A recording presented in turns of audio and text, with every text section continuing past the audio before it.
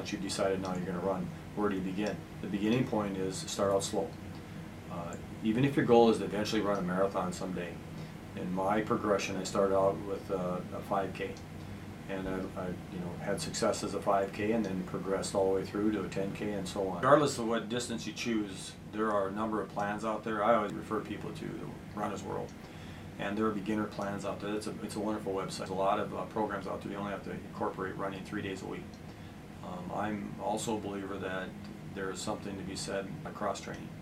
Doing some cycling, doing some yoga, doing some Pilates, sign up for a boot camp. Any opportunity you can do to build core and those kind of things all enhances your running ability.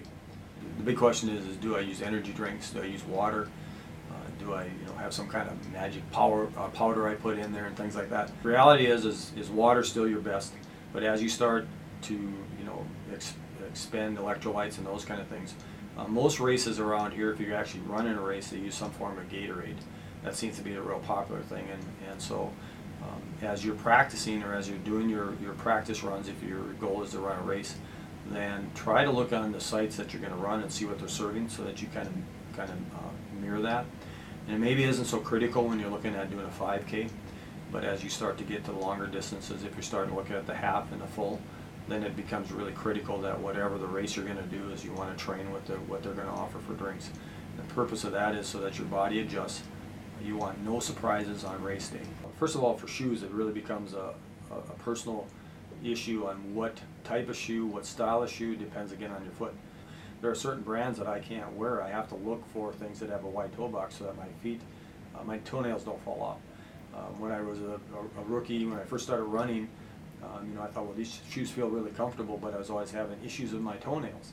And I realized that I had a really pair of shoes that had a small toe box, and it really, created a lot of problems. So once I went to a model that didn't, those issues went away. So you have to do some research. A lot of people think that you have to have the expensive shoes. Not true.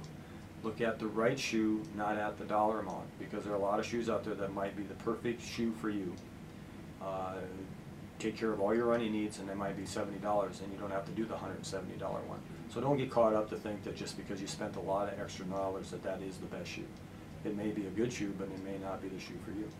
When you're looking at clothes, stay away from cotton. I believe strictly in all the technical things that you can buy, the things that wick away the moisture. And socks, again, are a personal preference, and sometimes people say, well, you get these, they'll advertise these marathon cushiony socks. The issue that I have, personally, I can't wear heavy, thick socks because as soon as they start to get moist, or if you're going through an aid station, you start to throw water on yourself and they start to get moisture, take on moisture.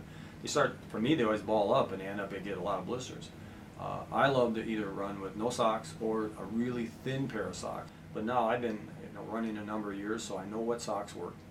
I still don't have any issues with blisters or anything, simply because I have a good technical sock on. One of the things that we always look at is like the road ID or some form of ID, because when you're running, typically you don't carry your wallet, you don't carry anything on that has your name or any kind of medical information or who to call. So there's a company out there you can either do like road ID, or you can find some kind of a card you can make up to carry on your shoe. Run with a group that's a very inviting group, and it made me a better runner. I was able to run fast, I gained confidence, and talk about group support. The encouragement, the inspiration that you get from each other, the energy you draw off each other. So I would always encourage people to at least try to run with a group if possible.